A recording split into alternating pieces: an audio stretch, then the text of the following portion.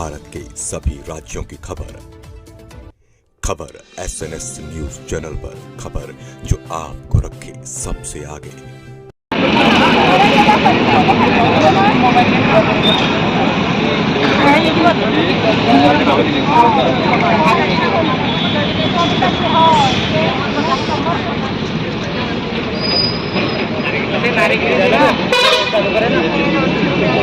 मांगे पूरी करो, हमारी मांगे पूरी करो, नोकरी आमच्या हक्काची, नोकरी आमच्या हक्काची, बाह्य यंत्रणे मार्फत नोकरी, बाह्य यंत्रणे मार्फत नोकरी, हमारी मांगे वरना खुर्ची, हमारी मांगे कर क्या रहे हो? तुम कर क्या रहे हो? पूरी करो, हमारी मांगे पूरी करो। अरे कर रही हूँ नोकरी आमच्या हक्काची, नोकरी आमच्या हक्काची। न्यूज़ चैनल में आपका स्वागत है। हम आपको लेकर आ रहे हैं भंडारा के ज़िला परिषद ऑफिस के सामने, जहां पे महाराष्ट्र डाटा एंट्री ऑपरेटरों ने उन्होंने बेमुद्दत काम बंद करो आंदोलन रखा गया है। हम उनसे जानते हैं कि उनका क्यों उन्होंने ये काम बंद किए हैं और बेमुद्दत आंदोलन क्यों रखा गया है। तो सर, आपका नाम? मेरा नाम है ज्ञानेश्वर अशोक सोनटक्के। तो ये आप लोगों ने जो बेमुद्दत आंदोलन आप लोगों ने संप रखा हुआ है, तो ये क्या वजह है, क्या कारण है इसके? इसका कारण है कि जो टेंडर यशस्वी कंपनी को दिया है, उन्होंने कभी भी हमें यानी डाटा ऑपरेटर को कभी भी वक्त पर कभी भी पेमेंट नहीं किया। पेमेंट करती है 2-3 महीने लगते हैं, और पेमेंट करने के बाद भी 2-3 महीने के बाद भी करती है पेमेंट, तो पैसे काट के देती है। 1 मिनट कम रहा तो भी पैसे काटती है, और हाजिरी भी अटेंडेंस जो हाजिरी रहती है वो ऑनलाइन हाजिरी है। 1 मिनट भी कम रहा तो हाफ डे लगाती है, इसलिए हम उसका विरोध कर रहे हैं। अच्छा, 1 मिनट भी अगर कम रहा तो ये आपका पेमेंट काट देती है? काट देती है। हाँ, तो आपसे मैं पूछना चाहूँगा भी, आप लोग कितने दिनों से यहाँ बैठे हो?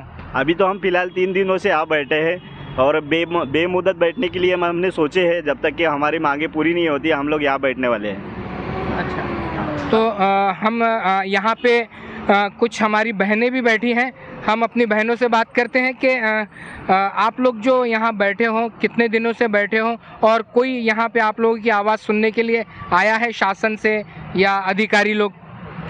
आज हमारा तीसरा दिन है। यहाँ तक हमने अभी तक हमारे पास में कोई भी शासन से कोई भी नहीं आए हैं। और क्या कहना चाहोगे आप? बस हमारी जो मांगे है, हमारी मांगे वो पूरी होने के होना, फिर बस। हाँ, तो हम आगे भी है हमारे जो कुछ भाई लोग के। भैया, आप लोगों की मांगे क्या है, और आप शासन से और अधिकारियों से क्या मांग रखते हो? हमारी मांग ये है कि NHM में हमको समाविष्ट करो और हमारा मानधन बढ़ा के दो। अच्छा, इतनी मांगे? और क्या कहना चाहोगे आप? हमको कंपनी के तरफ से कंटिन्यू करो।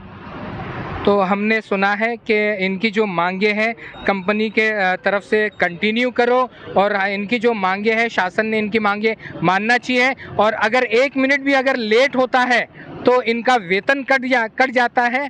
और इस तरीके की जो पद्धति है, इस पद्धति के ख़िलाफ़ में ये लोग बेमुद्दत काम बंद करो आंदोलन रखा गया है।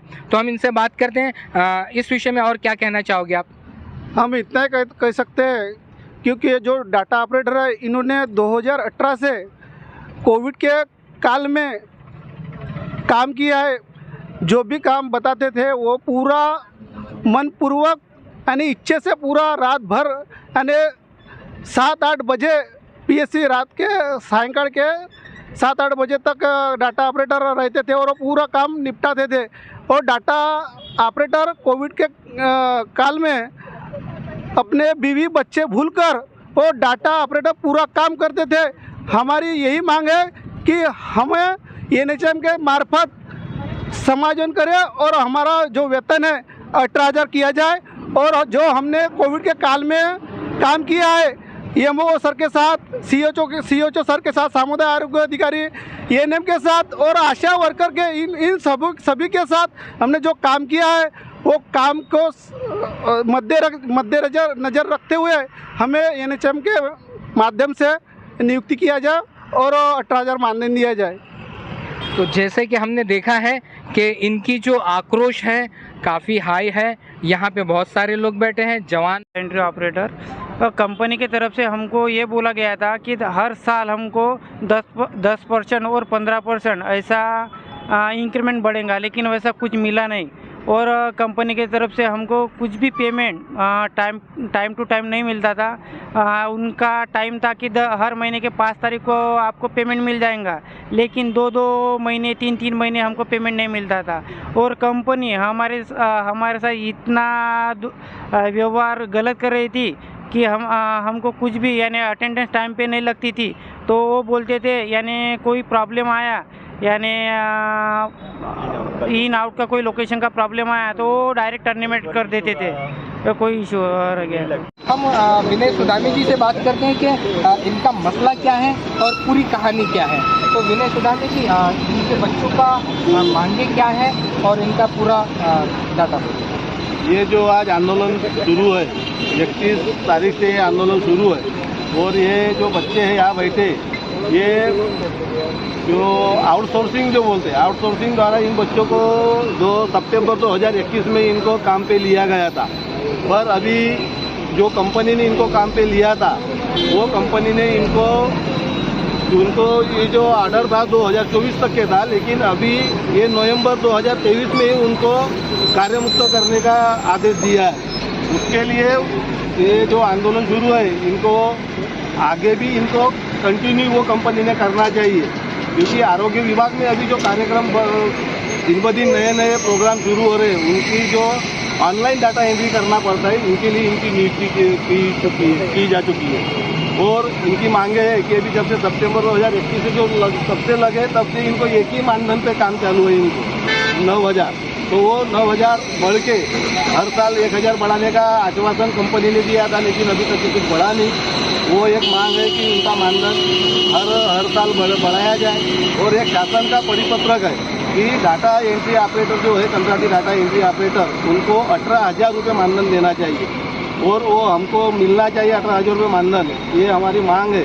और इसके बाद भी अगर कंपनी भी चेंज होती है, दूसरे कंपनी को अगर ये कंट्रैक्ट जाता है, तो भी इन्हीं कर्मचारियों को बाद में भी इनको कंटिन्यू करना चाहिए। कंपनी ने इनका अनुभव, इनके अभी जो काम किए, ये सब देखिए, ये हमारी मांगे हैं। जैसे कि हमने देखा है कि बच्चों से हमने बात किया है, तो बच्चों ने कहा है कि जब कोरोना काल था, कोरोना काल के समय में बहुत से लोगों को बाहर निकलने नहीं दिया जा रहा था और लोग बहुत सारे डरते थे। तो भी इन बच्चों ने अपने जान के ऊपर खेल करके लोगों की जान बचाई है और वहाँ पे भी इन्होंने काम किया है। तो इनके बारे में आप क्या कहेंगे? कोरोना काल में जब से 2020 में कोरोना आया था, तब इनकी इनमें से कुछ लोगों की वहाँ पे नियुक्ति की चुकी थी कि जो कोरोना के पेशेंट निकलते या उनको जो ट्रीटमेंट दी जाती है, उनके जो परिवार के लोग थे, उनकी माहिती ऑनलाइन करना था। तो जो उसके लिए कैसे कोई बाहर नहीं निकलता था लोग, तो वो सब आशा स्वयं सेविका मार्फत सब माहिती अपन कलेक्ट करते थे और वो माहिती अपन शासन को देते थे, यानी कि शासन उसके ऊपर अपनी उपाय योजना करते थे। अभी वो भी इन्होंने अपने जान पे खेल के भी किया। जब लोग बाहर नहीं निकलते थे, ये घर के बाहर निकल के काम करते थे। तो इसके लिए इनका भी उसको भी विचार करना चाहिए। शासन ने वो टाइम पे इन्होंने काम किए और इनको अभी मानधन में बढ़ावा देना चाहिए।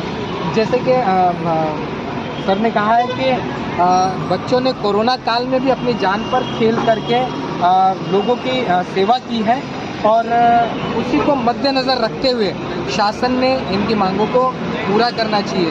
तो जैसे कि हमने देखा है कि कोरोना काल में जो कोरोना पेशेंट के जो सेवा करते थे, उनको कहा जाता था कि वीर है। आपको बहुत पहले कोरोना से लड़ने योद्धा कहा जाता था, तो अब इन बच्चों के लिए, इन बच्चों के मांगों के लिए आप क्या बोलना चाहोगे? सर पहले तो आप अपना नाम बताइए और अपना पद। सर मेरा नाम सुरेंद्र युवराज मांडरे है। मैं यार इस इवेंट में अभी जुड़ा हूँ। मेरी न्यूज़ की एक्चुअली कोरोना जो कोरोना लगा हुआ था उस टाइम हमारे स्वामी विवेकानंद संस्था दुनिया की जो थी उनकी तरफ से हमारी अपॉइंटमेंट हुई थी कि कोरोना के जितने भी पॉजिटिव पेशेंट निकलते हैं उनकी पोर्टल पे एंट्री करवा दी जाए। ऊपर से उनकी जो पॉजिटिव पेशेंट आते हैं तो उनकी एक हिस्ट्री बनानी जाती है। तो हिस्ट्री में उनके संबंध में कितने लोग आए हैं, उनके कॉन्टेक्ट में कौन कौन है, फिर वो दूषित तो नहीं है, उनको कुछ अफेक्ट तो नहीं हुआ है, ये सारी चीज़ें हम पोर्टल पे कब ऐड करते थे। उस टाइम हमको मतलब एंट्री वाइज बेसिस पे पेमेंट मिलता था। और उसके बाद में जैसे हमने साल भर करने के बाद में फिर अभी हमारे आरोग्य विभाग में SSC अकेडमी हुआ स्कूल ये संस्था को फिर एक टेंडर दिया है ऑपरेटर मतलब अप्लाई करने के लिए या क्या बोलते हैं मैन पावर प्रोवाइड करने के लिए।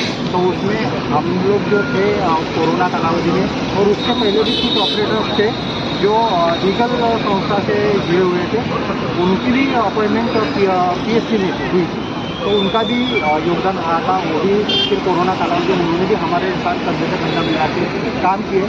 लेकिन जब से SSC संस्था आई तब से सर हमारा एक तो ना मतलब पेमेंट नहीं बोलता मैं, उन्होंने हमको एज एन मानधन शिकाऊ उम्मीदवार अप्रेंटिस की डाटा एंट्री ऑपरेटर करते हमें इसका ठप्पा लगा दिया।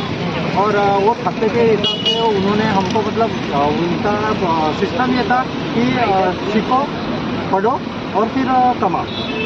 तो ये पढ़ो और कमाओ की इसमें उन्होंने हमको स्टाइपेंड दिया करते थे, मतलब जो विद्या वेतन बोलते हैं अपन। तो विद्या वेतन सर हमारा एक तो मंथली बराबर होता नहीं था, मात्र 9,000 रुपये का विद्या वेतन था।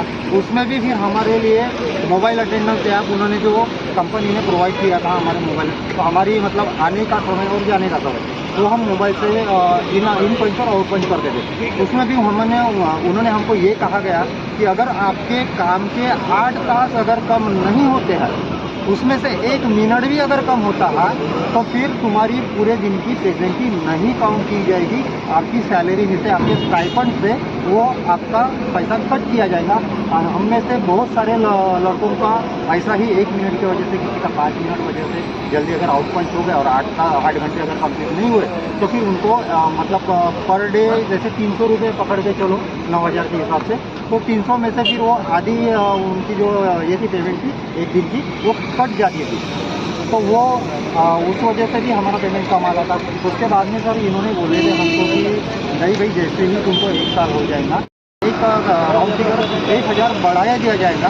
तो वो भी हमको अभी तक के मुझे अभी फ़िलहाल में 25 महीने को पूरे हो गए, लेकिन 12 महीने के बाद में वो 1,000 इंसेंटिव हर मंथ जो मिलना चाहिए था वो भी हमको अभी तक के कंपनी ने नहीं दिया है। और इसके बारे में हमने जब भी डिविजनल मैनेजर से को पूछताछ की फ़ोन से या बाय मेल या व्हाट्सअप ग्रुप में से, तो उन्होंने सिर्फ यही बोला है कि आपकी जो फाइल है इंसेंटिव की वो मंत्रालय में गई हुई है, जब वो सैंक्शन होंगी तब हम आपको वो पेमेंट कर दिए जाएंगे। इसके बावजूद सर बहुत सारे ऑपरेटर्स हैं हमारे यहाँ पे अभी भी मौजूद है कि जिनका बैक पेमेंट जो था, जैसे सितंबर 2021 से हम लोग लगे तो उसके बाद में किसी का कंटिन्यूएशन अप्रूवल ना होने की वजह से पेमेंट बैक था, किसी का 15 दिन का, किसी का महीने भर का, किसी का 2 महीने का। तो आज 2 साल पूरा होने के बाद में भी उनका ये कहना है कि अभी तक के तुम्हारे वो पेमेंट का अप्रूवल ही हमको मिला नहीं है, तो फिर हम आपको स्टाइपेंड कैसे पे करें। और अभी फिलहाल सुदाबिन जी ने कहा है कि परिपत्रक में लिखा गया है कि इन बच्चों को, ये सब बच्चे जो है वेल एजुकेटेड है, सभी डाटा ऑपरेटर है, तो इनका वेतन 18,000 रुपये होना चाहिए। फिर भी अगर इनको कंपनी 9,000 रुपये देती है तो ये मसला क्या है सर? मैं सूर्यभान उमने उप महासचिव कास्ट महाराष्ट्र राज्य पुणे। मैं ये कहना चाहूँगा यशस्वी कंपनी पुणे, उसको जो कंट्रैक्ट दिया गया है उसी में आदेश में निर्गमित किया हुआ है 18,000 वेतन, मगर उसको 9,000 मिल रहा। वो 9,000 में से कंपनी को ठेका देने वाला और लेने वाला 9,000 ले रहा और 9,000 काम करने वालों को मिल रहा, इसका टोटल हो रहा 18,000। और दूसरी बात, ये वेल क्वालिफाइड होने के वजह से इनको कंट्रैक्टी पे रखने के बावजूद इनके 3 साल होने के बाद जो वैकेंट पोस्ट है, रिक्त पद है, गवर्नमेंट ने उसी पद पे इनको NHM में कंट्रैक्टी नियुक्ति करने जो ये जरूरी है। और उसके बाद में 3 साल के बाद या 5 साल के बाद में उनका एजुकेशन और एक्सपीरियंस के साथ में उनको रेगुलर करना उतना ही उचित है। अच्छा, उसके बाद जो भी हर साल जो पद वैकेंट होती है उसमें उनके पद के हिसाब से, और आज वो जो डाटा ऑपरेटर कर रहे हैं उनके अलावा कोई काम नहीं कर सकते। आज किसी को भी गवर्नमेंट ने लेने के लिए यदि विचार भी किया होगा या करेगा तो भी वो सक्सेस नहीं हो सकते। क्यों कि आज नया लगा हुआ आदमी काम नहीं कर सकता वहाँ पे, इसीलिए इन लोगों की ज़रूरत है। और मंडा लगा है इसीलिए इनको धमकी दी जा रही है कि हम काम से निकालेंगे, कंपनी का कंट्रैक्ट खत्म होने का जाए। तो ये धमकी देना भी उचित नहीं है, यह अन्याय होगा। और न्याय दिलाना है तो इनको कंटिन्यू होने के बाद में उसको और 3 साल रख के उनको नियम रेगुलर करना जरूरी है। जैसे कि सर प्राइवेट में भी देखा गया है कि कोई अगर बंदा अगर आपके यहाँ पे अगर काम करता है साल 2 साल 3 साल तो पहला अधिकार उन बच्चों का ही होता है, उसका अधिकार होता है, तो दूसरे को वो अधिकार नहीं मिलता है। पहले अधिकार होता है जो वहाँ पे काम करने वाला होता है, तो उसके बारे में क्या कहोगे? जो अभी तक उन्होंने काम किया पहला अधिकार इन्हीं का ही है। यदि ये काम करने के लिए तैयार नहीं होंगे तो जब जो वैकेंट पोस्ट होंगी उस जगह पे कंपनी दूसरे नए लोग ले सकते हैं। एक बात और कहना चाहूँगा कि 10 कर्मचारी के ऊपर यदि कोई काम कर सकता है तो उसका GPF काटना पड़ता, PF, उसको एम्प्लॉयमेंट प्रोविडेंट फंड, भविष्य निर्वाह निधि उसको मराठी में बोला जाता। तो ये तो करीबन मेरे ख्याल से अभी 50-60 लोग हैं, तो इनका PF भी काटना जरूरी है। दूसरी बात इनका इंश्योरेंस भी निकालना जरूरी है, और 18,000 इनका आदेश के मुताबिक उनको 18,000 अदा करना ये भी जरूरी है। ये सब अभी आज की इसमें दिख रहा कि ये सही में कंपनी और गवर्नमेंट मिलके दोनों मिलके इनके ऊपर अन्याय कर रहे हैं, तो इनको न्याय दिलाना जरूरी है।